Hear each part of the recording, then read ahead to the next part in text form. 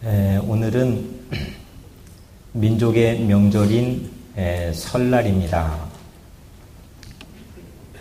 이민자로 살아가는 우리들에게 늘 조국이나 고향을 그리워하는 마음들이 다 한결같이 내 마음속에 있는데, 이 설을 통해서 우리 조국과 고향을 그리워하는 마음의 위로함도 받을 수 있으면 좋겠지만, 무엇보다 우리에게 또 다른 고향, 하나님 나라를 사모하는 그런 믿음이 새해를 시작하는 여러분들의 마음 가운데 가득해지기를 주의 이름으로 축복합니다. 설이라고 하는 게 무슨 말에서 유래된지 혹시 아세요? 설이라고 하는 게 그렇다네요. 설다, 또 낯설다, 익숙하지 못하다. 그래서 설날이래요. 새해를 시작하는데 우리에게 아직 밟아보지 못한 그런 날, 인생이 우리 앞에 2013년도가 펼쳐지는 겁니다. 아주 낯선 한 해의 첫날이 설날인 거죠. 뭐든지 낯선 길 앞에 서면은 전 두 가지 마음이 들어요. 먼저 마음이 불안하기도 해요. 이 가다가 좋지 못한 걸 만나면 어떻게 할까? 이거 길을 잘못 들어섰으면 낭패 볼 텐데 어떻게 할까? 마음이 불안하기도 합니다. 그런 또 한편요, 저는 매일 다니는 길일지라도 가능하면 새로운 길을 한번 가보는 것이 익숙한 편인데, 새로운 길 앞에 서면 제 마음에 기대감도 있고 설레임도 있습니다. 이 길 가다가 예상치 못하게 좋은 일 만날 수 있으면 참 좋겠다.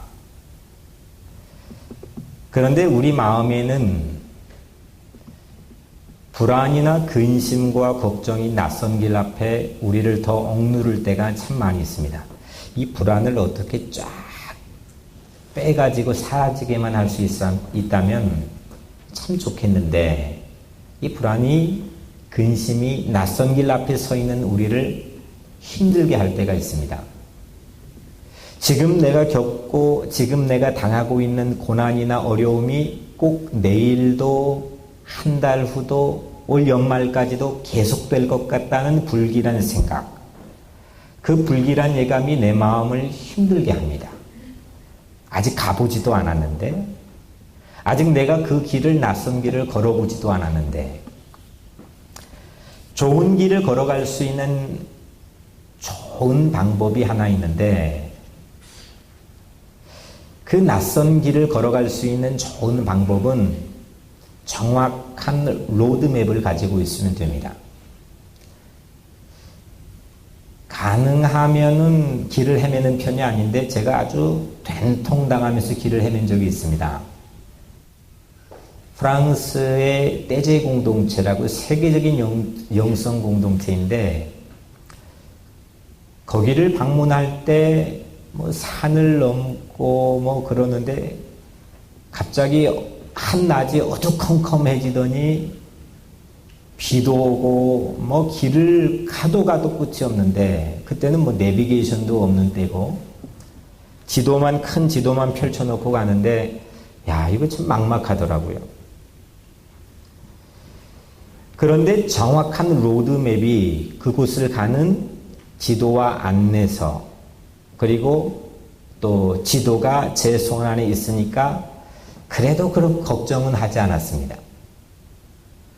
우리가 인생길을 살아갈 때도 마찬가지입니다. 로드맵을 상실한 채 우리 낯선 길을 걸어가면 낭패도 보지만 우리 마음의 불안을 없앨 수가 없습니다. 하나님께서 우리에게는 가장 정확한 로드맵을 줬는데, 길을 찾아가는 지도를 줬는데, 그 로드맵이 성경입니다.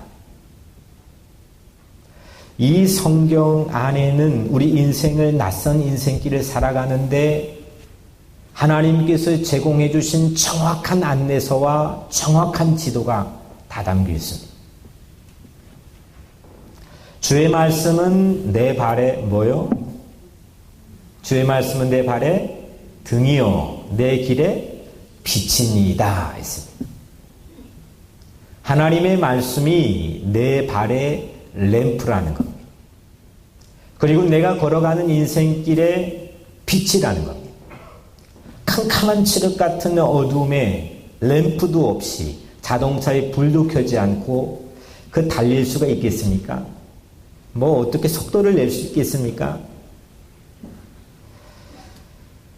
그런데 우리 발에 등이 있고 램프가 있고 우리 길에 가로등이 있다고 한다면 그 길은 전혀 다른 느낌을 가지고 똑같은 길을 걸어갈 수 있는 겁니다. 왜 그 가로등을 다 꺼놓고 있습니까? 왜 발에 램프를 다 상치를 하고 있습니까? 저는 오늘 여러분들이 한 해 첫 시작을 하면서 여러분들의 마음에 이게 회복됐으면 좋겠습니다. 이 램프가 하나님이 주신 이 성경의 하나님의 말씀의 램프를 저마다 여러분의 가슴과 영혼에 다 켜지기를 주의 이름으로 간절히 축복합니다. 이게 켜지면 되는 겁니다. 수요일부터 40일 동안 사순절이 시작됐는데요. 우리 교회는 사순절 영성 프로그램으로 성경 필사를 하려고 합니다. 성경을 그대로 온 교인들이 100등분을 나누어서 100가정 100명이 이 성경 필사에 참여하려고 합니다. 내 집 문설주와 바깥문에 기록할지니라. 주의시들에게 하나님께서 오래전에 주신 말씀이잖아요. 이대로 그들은 손목에도요, 이 신명기 6장 1절에 4절에서 9절까지 있는 말씀을 적어가지고 말씀통에 넣어가지고 손목에도 때가 되면 달고 다니고요. 정통주의시들은 지금도 이 말씀을 그대로 실천하는 그런 전통을 가지고 있습니다. 기록하라, write.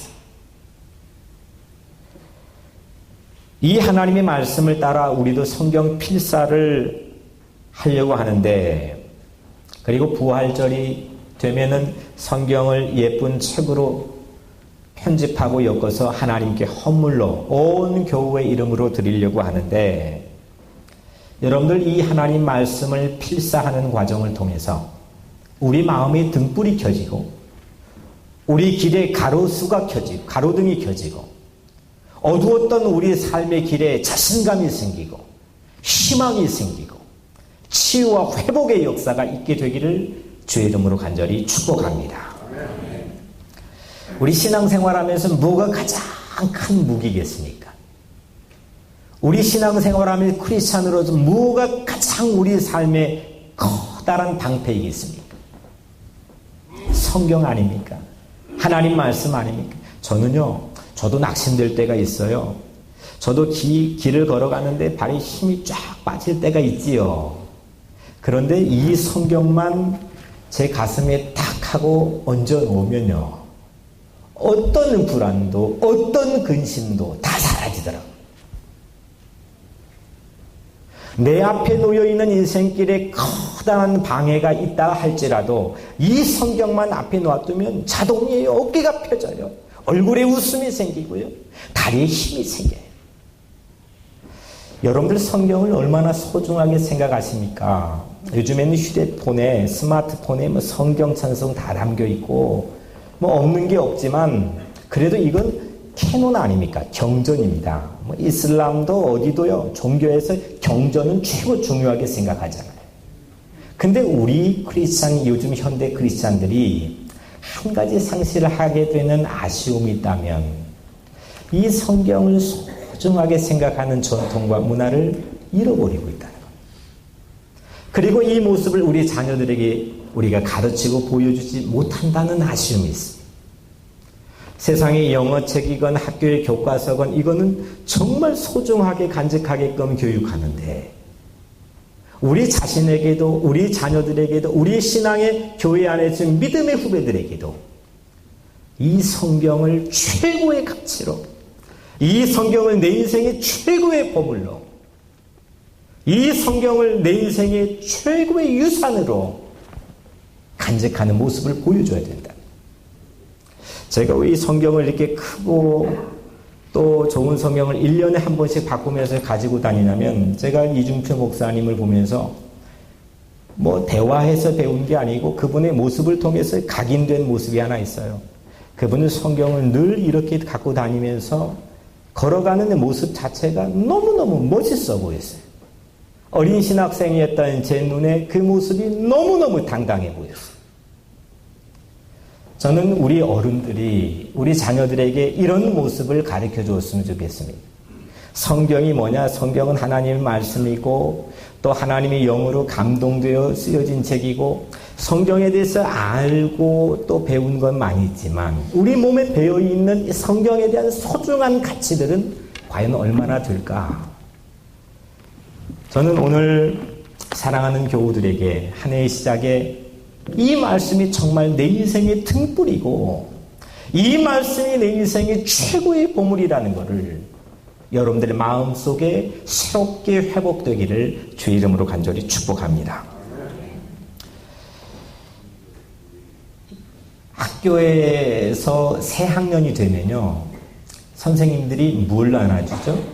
새로운 교과서를 주잖아요.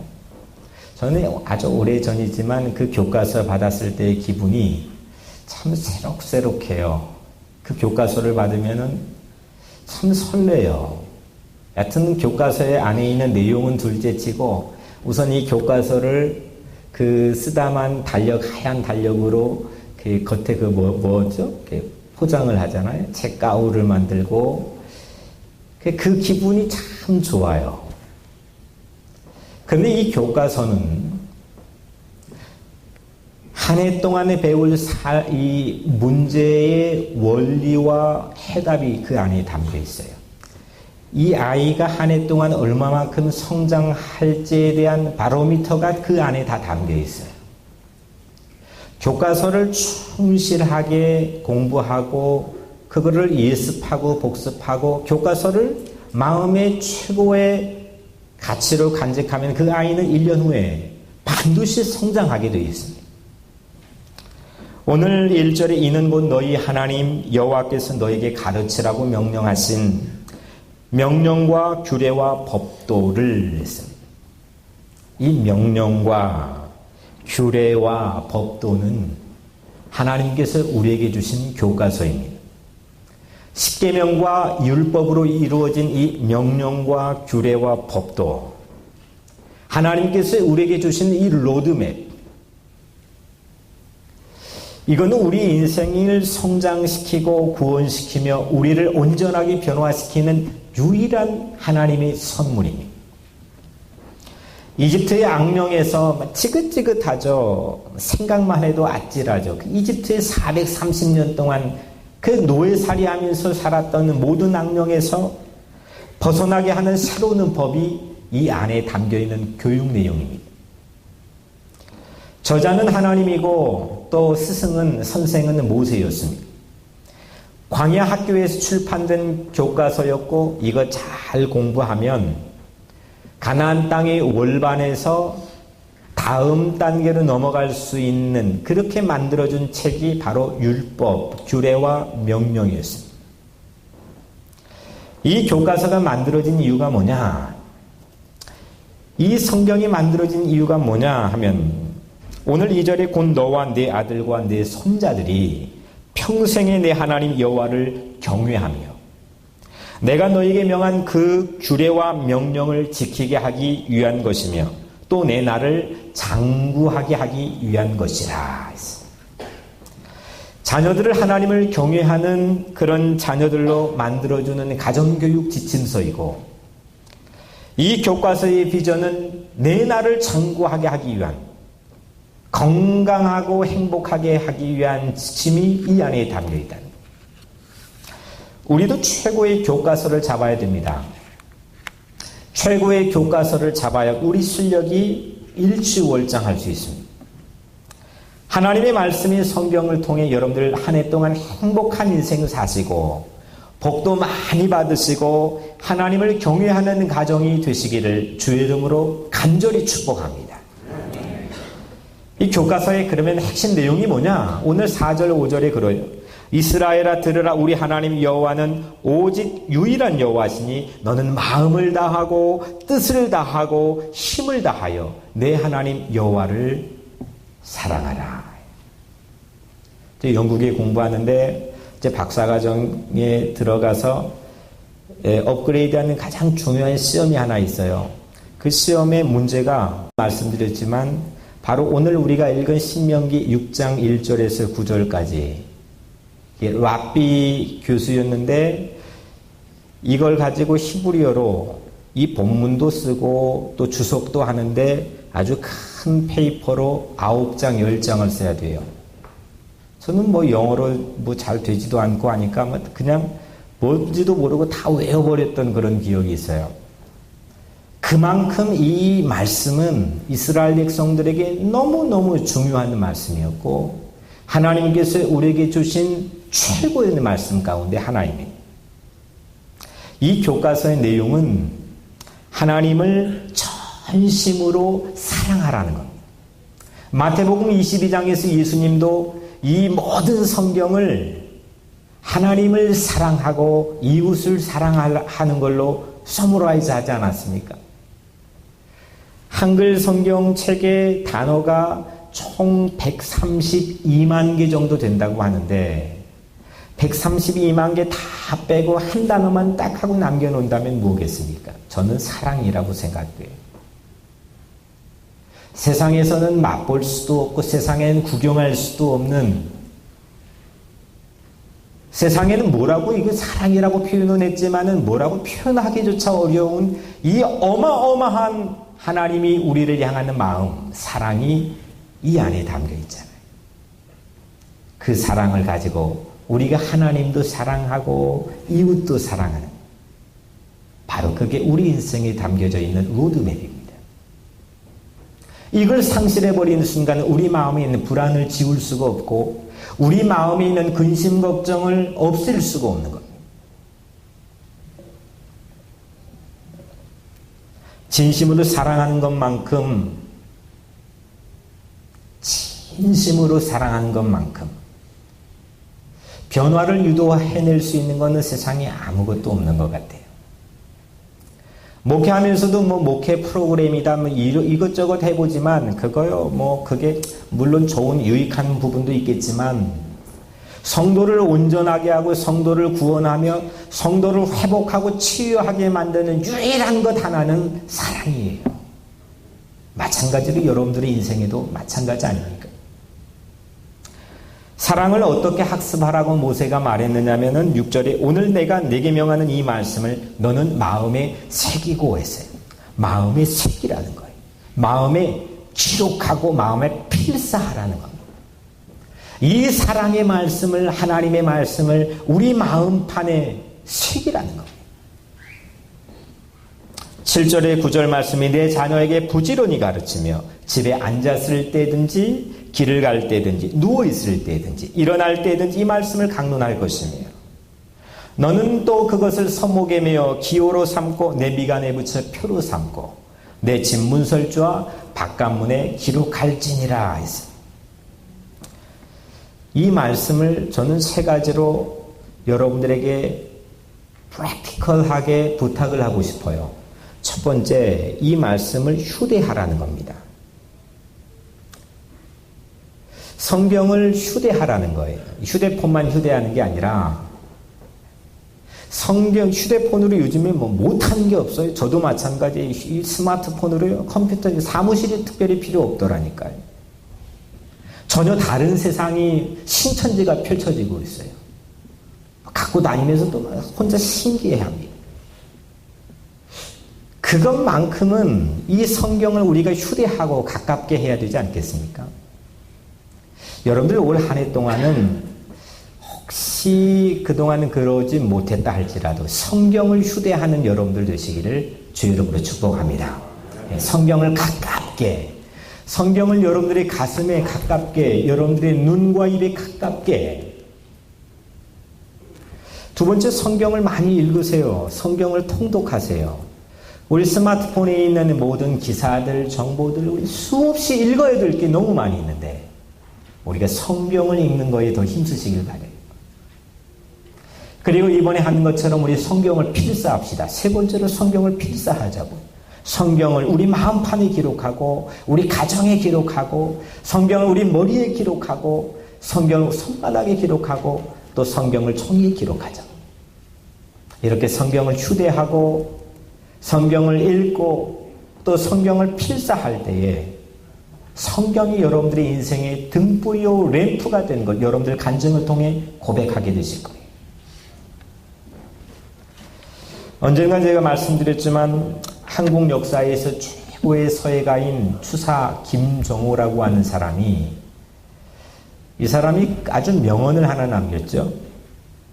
가슴속에 10,000권의 책이 들어있어야 그것이 흘러넘쳐서 그림과 글씨가 된다. 그 사람은 종이 한 종이에다가 그냥 글씨 쫙 써주면 어마어마한 가치가 생기잖아요.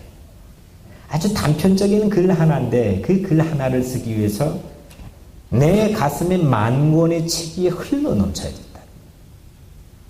저는 참 이 말이 좋아요. 어떤 분야든지 여러분들이 종사하는 일이든 학습하는 공부이건 무엇이든지 내 가슴에 10,000번은 채워져서 흘러넘칠 때에 거기에 탁월한 전문가가 되는 거 아니겠습니까? 여러분들이 가슴에는 뭐가 흘러넘칩니까? 저 오늘 한 해 동안 여러분들이 가슴에 성경 한 권이 흘러넘쳐서 여러분들의 삶이 축복된 인생이 되기를 주 이름으로 축원합니다. 말씀이 성경이 흘러넘치는 것. 다윗의 고백처럼 내 잔에 말씀의 잔이 흘러넘치는 거예요. 내 인생의 말씀을 통해 사랑의 잔이 흘러넘치는 거예요. 내 잔에 감사의 잔이 흘러넘치는 거예요. 한 권의 책만 흘러넘치면 내 인생을 통해 그림과 글씨가 아니라 내가 무엇을 하든지 하나님의 영광을 위하여 하는 놀라운 은총이 흘러넘치게 될 줄을 믿습니다. 이번 성경 필사를 하며 우리 교회와 우리 각 가정에 성경을 사모하며 그 성경의 하나님의 말씀이 흘러넘치기를 바랍니다.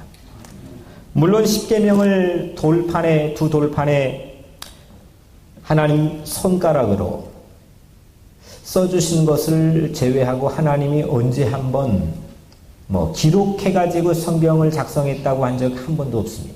모두 다 말씀했습니다. 보이스로, 음성으로 했습니다. 예수님도 마찬가지로 언제 출판사 계약한 적도 없고 저자 사인회를 해본 적도 없고 예수님도 마찬가지로 딱 한 번 가늠하다가 현장에 잡혀온 여인을 위해서 땅바닥에 손가락으로 글씨 써주신 거 제외하고 그것도 언젠가 비 왔으면 다 지워졌겠죠. 그거 제외하고 예수님도 써본 적이 없습니다. 근데 참 희한하죠. 전 성경을 볼 때마다 너무 희한해요. 이 성경은 그래서 원본도 없고 사본만 필사본만 존재할 뿐인데 이렇게 하나님이 예수님이 써본 적도 없는 이 놀라운 글들이 오늘 우리에게도 전해지잖아요. 제 신학교 친구 중에 한 명이 인도의 동북부에 거기에 가장 위험한 지역이에요. 지난주에도 거기에서 또 테러가 일어나가지고 사람들이 죽었다 신문에 나오더라고요.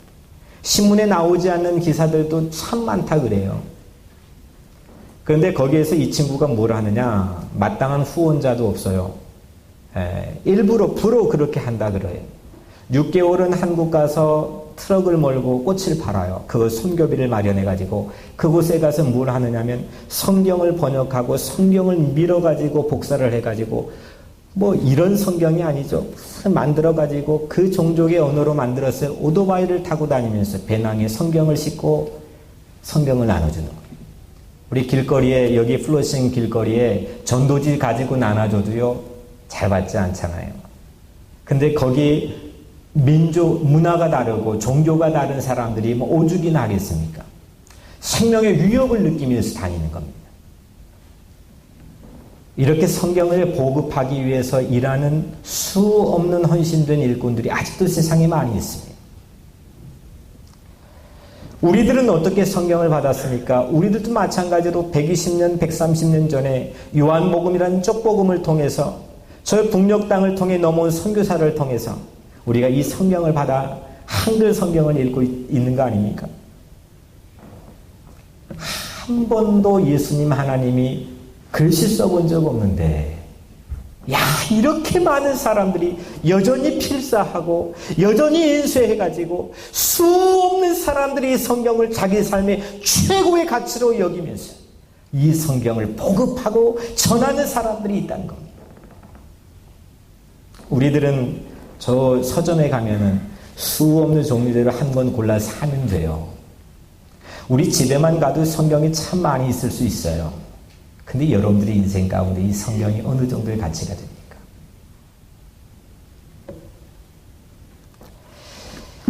여전히 이 성경은 세상의 독보적인 베스트셀러라고 이야기하는데 과연 내 인생의 베스트셀러로 우리는 여기면서 살고 있습니까?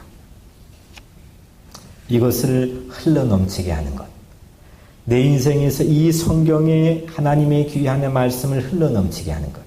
이것이 낯선 인생을 용기 있게 담대하게 살아갈 수 있는 유일한 방법이고 길인 것 같습니다. 디모데후서에 보면은 모든 성경은 무엇로 되어 있다 했냐면 하나님의 감동으로 되어 있다 했습니다. 하나님의 영감으로 되어 있다 했습니다.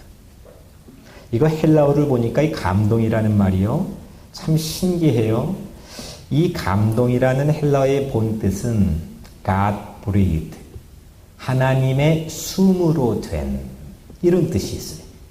하나님의 숨으로, 호흡으로 된. 제가 어릴 적 시골 개천에서 자주 멱을 감으러 갔어요. 목욕을 한 거죠. 한 번 이런 경험이 있어요. 그 멱을 감다가 내장산 산자락인데 깊이 푹 하고 들어가 있는 웅덩이가 있었나 봐요. 한 친구가 거기에서 허우적거리더니 꼬르륵 하고 들어갔어요. 야, 이거 죽었구나. 저 멀리 있는 아저씨가 와가지고 이 아이를 꺼냈어요. 처음에 한 행동이 뭐였냐? 뭐 했겠어요? 인공호흡을 했어요. 입을 맞추고 막 눌러대면서 인공호흡을 하는데, 야, 이거 살아나는 거예요. 얼굴이 하얗게 되고 입술은 파래가지고 야, 우리 큰일 났구나, 얘가 죽었구나 했는데 인공호흡을 하니까 이 아이가 숨을 쉬는 거예요. 입 바깥으로 막고 있던 물이 확 하고 나오더니 이 아이가 살아나는 거예요. 아주 생경한 경험을 했습니다.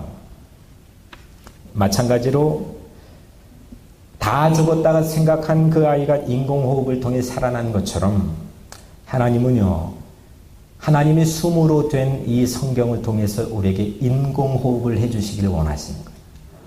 이 다 죽어가고 여러분들의 삶의 자리를 한번 해부해봐요. 여러분들의 마음 다 꺼내놓고 한번 현미경으로 관찰해보세요. 오만 가지 죄와 오만 가지 패배의식과 오만 가지 되지 못할 상황과 여건밖에 없는데 다 죽었다 생각했는데, 내 영이 꼴깍꼴깍 다 죽었다 생각했는데 하나님이 나를 위해서 인공호흡을 해주시는 거예요. 말씀을 가지고 선포하는 이 선포된 말씀이 지금 이 설교를 통해서도 여러분들의 영에 인공호흡을 해주시는 거예요. 저는 그래서 변하지 않는 목회 원리를 수없이 여러분들에게 말씀드렸지만 이 말씀 앞에만 세워놓으면 안 살아날 사람이 없더라고요. 이 말씀 앞에만 세워놓으면 변하지 않을 사람이 없더라고요. 근데 안 서요. 세워놓기만 하면 되는 거예요. 대신방을 하면서 저는 매번 은혜를 느끼지만 깜짝깜짝 놀랄 때가 있어요. 몇 개월 전만 해도 그분의 이 삶의 환경과 처지가 그냥 기분이나 생각이 모든 게 다 죽어가고 있었어요. 그 안에 터치하지 않았어요. 그 안에 제가 손을 얹고 기도해보지도 않았어요. 근데 대신방을 하는데 그런 고백을 해요. 다 살아난 거예요. 한 가지밖에 없잖아요. 하나님 말씀밖에 없잖아요. 저는 몸된 뉴욕 우리 교회 모든 성도들, 이 방송 듣고 있는 모든 시청자들 하나님 말씀을 통해서 회복되고 하나님의 인공호흡을 통해서 죽어가는 영혼들이 살아나기를 주의 이름으로 간절히 축복합니다. 놀랍잖아요. 다 죽었다 했는데 입이 새파라가지고 얼굴은 창백한데 호흡을 불어넣으니까 꼴깍꼴깍 살아나는 거예요. 하나님 말씀은요, 하나님의 숨으로 기록된 말씀이에요. 글자가 아니에요. 그래서 이게 가슴에 딱 얹어지면 세상을 바라보는 눈이 달라지는 거고요. 내 삶을 해석하는 마음의 가짐이 달라지는 거예요. 하나님의 숨으로 든 거거든요. 영감으로 기록된 책이거든요. 오늘 이 성경이 여러분들의 인생의 최고의 보물이 되기를 주의 이름으로 간절히 축복합니다. 한 해 그렇게 다짐해 보세요. 이 성경이 내 인생의 올 한 해만큼은 최고의 보물이다. 세상의 돈도 아니고 세상의 명예도 아니고 내 삶의 터전도 아니고 내가 그렇게 애지중지 붙들고 있는 내 삶의 계획도 비전도 아니고 올 한 해는 이 말씀이 내 삶을 인도하는 램프고 내 삶을 살려내는 하나님의 인공호흡이다.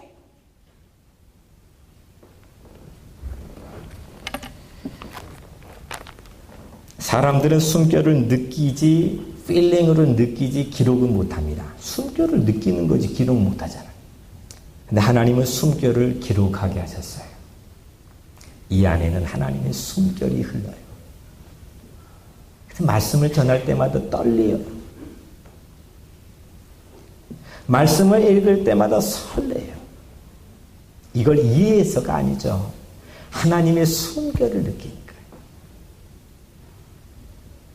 기록해야 남길 수 있고 기록해야만 그거를 우리는 히스토리, 선사시대, 기록한 거를 역사라고 부르죠. 하나님은 숨으로 흙을 사람으로 변화시켰고 하나님은 숨을 통해서 평범한 스토리, 별 볼 일 없는 스토리, 꺼내봤자 창피만 당할 스토리, 이런 스토리들을 히스토리로 변화시켜줬잖아요. 역사로 변화시켜줬잖아요. 우리가 필사할 성경엔 한글 단어가 130만 개 있다고 했어요. 어마어마한 단어죠. 이거 우리가 다 쓸 겁니다. 한 단어도 빠지지 않고 너무너무 정실하게 하나님의 숨을 담는 심정을 가지고 써보자는 거예요. 글씨를 자랑하는 것도 아니고 또 이걸 채우려고 하는 목표의식을 갖지 않은 것도 아니에요. 하나님의 숨결을 느끼자는 거예요. 이 단어를 쓰기 위해서 예수는 십자가에 못 박혀 죽으셨잖아요. 이 성경을 쓰기 위해서 하나님은 이 땅에 내려오셨잖아요. 이 성경을 쓰기 위해서 우리를 아낌없이 사랑해 주셨잖아요. 성경에 흐르고 있는 하나님의 숨, 여러분들의 삶 가운데 그런 호흡이 들어가기를 주 이름으로 축복합니다. 그게 들어가면요 강박하는 마음이 온유해지고요. 그게 들어가면요 미움으로 가득 찼다는 마음이 사랑이 들어가고요. 그게 들어가면요 불평불만으로 가득 찬 내 삶의 에너지 누수 현상이 일어나서 해볼 것도 되지 않는 사람이 감사가 넘쳐나고 찬양이 넘쳐난다는 거 아닙니까?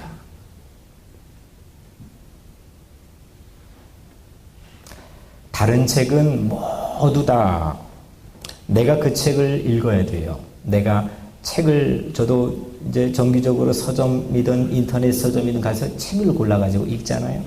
그러면 제가 그 책을 밑줄도 긋고 그 책을 읽어요. 저자의 인텐션과 의도를 파악하려고 해요. 그런데 성경만큼은요, 내가 그 책을 읽는 게 아니라 성경이 나를 읽어요. 성경이 나를 리딩해줘요. 우리는 성경 앞에 줄고 질문을 던져요. 과연 이 성경이 뭐냐? 근데 성경이 우리에게 물어요. 넌 누구냐? 세상 책은 저자가 누구인지 묻게 되지만 성경은 독자가 누구인지 물어요. 이 책을 읽고 있는 독자가 누구냐? 성경이 왜 변함없이 사랑받는지 아십니까? 성경은 우리에 대해서 궁금해하기 때문입니다. 나에 대해서 궁금해해요. 세상에 아무리 서점에 가서 베스트셀러 책을 사보세요. 나에 대해서 궁금해하는 책이 어디 있어요? 내 남편도 나에 대해서 관심 없을 때가 있는데, 나에 대해서 이 저자가 궁금해하는 책은 세상에 없어요. 그런데 이 성경은 세상에 한 명도 차별 없이, 빈부 귀천 남녀노소를 상관하지 않고, 인종을 차별하지 않고 모든 사람을 궁금해해요. 성경은 우리를 비춰주는 그 거울입니다. 그리고 우리를 변화시켜주는 삶의 양식입니다. 그래서 성경의 최고 목적은 독자의 변화이고 독자의 거듭남입니다. 성경은 수많은 사람들을 변화시켰어요. 세상을 바꾸고 역사를 뒤엎는 요란한 일도 결국 사람 바꾸는 일이 시작되는 거 아니겠어요?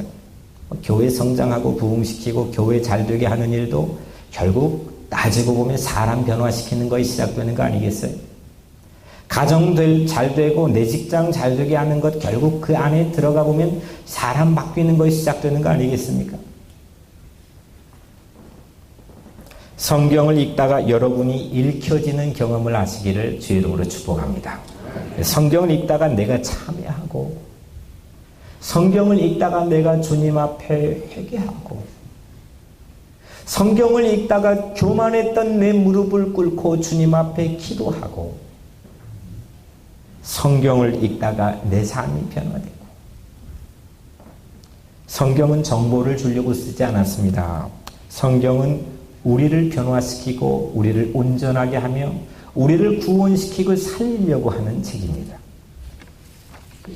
오늘 마지막 3절에 보면 이스라엘아 듣고 삼가 그것을 행하라. 그러면 네가 복을 받고 새해 복 많이 받으세요. 하지만 복을 받는 길은 뭘로요? 그거 밝히지 않고 새해 복을 많이 받으라 합니다. 내가 복을 받고 네 조상들이 하나님 여호와께서 내가 허락하신 같이 젖과 꿀이 흐르는 땅에서 내가 크게 번성하리라. 하나님 말씀은 일관되게 성경이 그렇게 한다는 겁니다. 하나님의 말씀이 우리의 복을 주고, 하나님의 말씀이 우리를 번성하게 하고, 하나님의 말씀이 우리를 형통하게 한다고 약속하고 있습니다. 성경이 복을 받게 하고 성경이 우리를 번성하게 한다는 것. 그래서 오늘 말씀의 제목이 만사형통이 아니라 필사형통입니다. 하나님의 말씀을 우리 마음판에 새기고 필사하면서 형통의 맛을 보자는 것이, 낯선 길을 걸어가는 우리의 삶의 등불을 찾자는 것, 이게 필사형통의 육성입니다. 양식이 없어 주림이 아니고 물이 없어 목마름이 아니잖아요. 아모스의 말씀처럼 파국은 말씀의 기갈로부터 찾아온 겁니다. 강단의 무력함을 통해 역사의 위기가 온 겁니다. 미국이 왜 이렇게 힘든지 아십니까? 저마다 다 각계의 경제 또 정치 문화의 전문가들이 분석을 해놓았지만, 오래전 아모스의 예언자의 분석이 지금도 여전히 유효하다는 걸 사람들은 모르고 있습니다. 말씀의 기갈을 통해서 이 땅의 위기가 찾아온 겁니다. 강단의 위기를 통해서, 성도의 말씀의 위기를 통해서 우리 삶의 위기가 찾아왔다는 겁니다. 이때 하나님께서는 우리에게 사순절 맞이하여 성경 필사를 허락했습니다. 사랑하는 성도 여러분, 성경을 펼 때마다, 성경을 가슴에 대고 다닐 때마다 하나님의 숨결이, 하나님의 숨이 우리 입과 코에 생기를 불어넣게 될 줄로 믿습니다. 재 같고 흙 같은 우리를 말씀의 숨결이 우리를 숨쉬게 할 줄로 믿습니다. 숨통이 다 막혀버려 답답한 우리 인생에 하나님의 말씀이 우리를 호흡하게 할 줄로 믿습니다. 기도하겠습니다.